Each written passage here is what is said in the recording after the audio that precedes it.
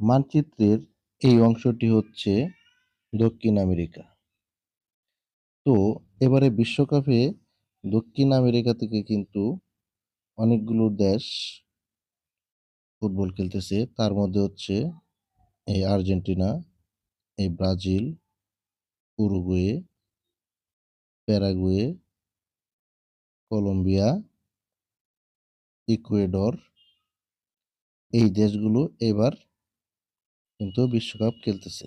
তো এইখান থেকে এই যে আর্জেন্টিনা আছে, ব্রাজিল এবং ইকুয়েডর কোন দেশগুলো মধ্যে এবার বিশ্বকাপ নিতে পারবে বা কারা কোন পর্যন্ত উঠতে পারবে, আপনার প্রিয় দল কোনটা সেটা অবশ্যই কমেন্টস করে কিন্তু জানাতে পারেন।